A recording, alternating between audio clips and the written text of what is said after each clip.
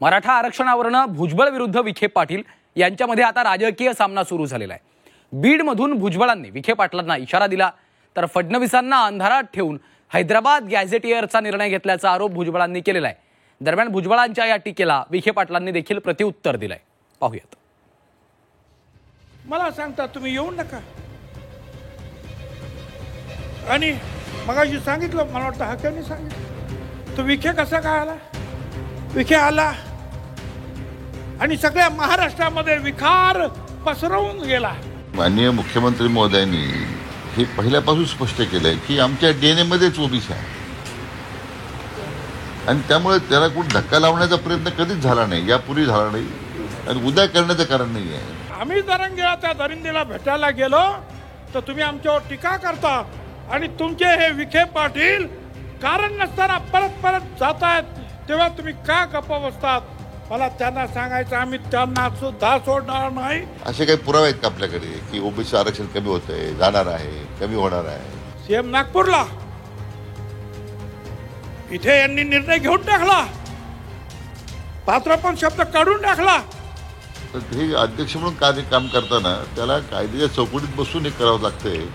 त्यासाठी माननीय न्यायमूर्ती शिंदे साहेबांच्या समितीच्या माध्यमातून जे निष्कर्ष पुढे येत आहेत त्याच्यावर आम्ही अंमलबजावणी केलेली आहे। आपल्याला एवढा राग मुख्यमंत्र्यांनी काढलेल्या अध्यादेशाचा असेल, राधाकृष्ण विखेंनी पुढाकार घेतलेल्या एका अध्यादेशाचा असेल, शिवेंद्रराजे भोसले या मंत्र्यांचा असेल, तर मग त्या मंत्रिमंडळात आपण राहावं का? बीडमधल्या ओबीसींच्या एल्गार सभेतून भुजबळांनी राधाकृष्ण विखे पाटलांवर हल्लाबोल केला। जरांगेंनी मुंबईत धडक दिल्यानंतर हैदराबाद गॅझेटचा जीआर काढण्यात आला। दरम्यान याच जीआर वरून बीडच्या सभेतून भुजबळांनी विखे पाटलांवर सडकून टीका केली। तर भुजबळांच्या टीकेनंतर विखे पाटलांनी देखील भुजबळांवर पलटवार केलाय। आम्ही दुहेरी लढाई लढणार आहोत, एक तर न्यायदेवतेकडे आणि दुसरा जो आहे रस्ता तर आमच्याच बापाचा आहे, लक्षात ठेवा। काय तुम्ही सांगता? मला सांगता तुम्ही येऊ नका आणि मगाशी सांगितलं, मला वाटतं हक्याने सांगितलं, तो विखे कसा काय आला? विखे आला आणि सगळ्या महाराष्ट्रामध्ये विखार पसरवून गेला। माननीय मुख्यमंत्री महोदयांनी हे पहिल्यापासून स्पष्ट केलंय की आमच्या डीएनए मध्येच ओबीसी आहे आणि त्यामुळे त्याला कुठे धक्का लावण्याचा प्रयत्न कधीच झाला नाही, यापूर्वी झाला नाही आणि उद्या करण्याचं कारण नाही आहे। म्हणून मी म्हटलं की कुठे आरक्षण कमी होतंय किंवा आरक्षण कमी होताना होण्याचे होतंय असं काही उदाहरण आहे तुमच्याकडे? मराठा आरक्षणाच्या जीआरमुळे ओबीसी आरक्षणाला धक्का लागणार असल्याचा दावा ओबीसी नेत्यांनी केला। त्यामुळे न्यायालयीन आणि रस्त्यावरची लढाई लढणार असल्याचा निर्धार देखील करण्यात आला। दरम्यान या मुद्द्यावरून भुजबळांनी बीडच्या सभेतून विखेंना इशारा दिला होता। दरम्यान यानंतर विखेंनी देखील भुजबळांना एक आव्हान दिलंय। त्यानं सांग मला फोन केला विरोधी पक्षाच्या की आम्ही जरंगेला त्या दरिंदेला भेटायला गेलो तर तुम्ही आमच्यावर टीका करता आणि तुमचे हे विखे पाटील कारण नसताना परत परत जात आहेत, तेव्हा तुम्ही का गप्प बसतात? मला त्यांना सांगायचं, आम्ही त्यांना सुद्धा सोडणार नाही, गप्प बसणार नाही। स्वतः माननीय मुख्यमंत्र्यांनी ती भूमिका स्पष्ट केलेली आहे की कुठेही ओबीसीच्या आरक्षणाला धक्का न लावता आपण ही प्रक्रिया पूर्ण करतो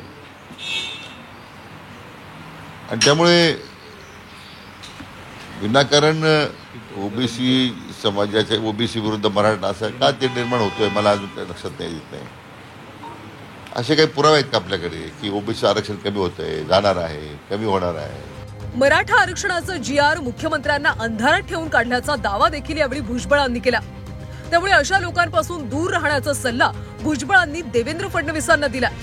मात्र जीआरचा निर्णय हा कायद्याच्या चौकटीत झाला, त्यामुळे भुजबळांसोबत चर्चा करून विसंवाद दूर करू अशी भूमिका विखेंनी मांडली आहे। सीएम नागपूरला इथे यांनी निर्णय घेऊन टाकला, पात्रपण शब्द काढून टाकला। सीएम ना मला सांगायचं आहे, सावधान,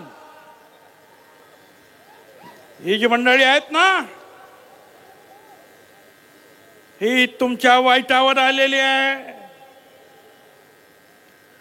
तुम्हाला अडचणी निर्माण करणार आहेत।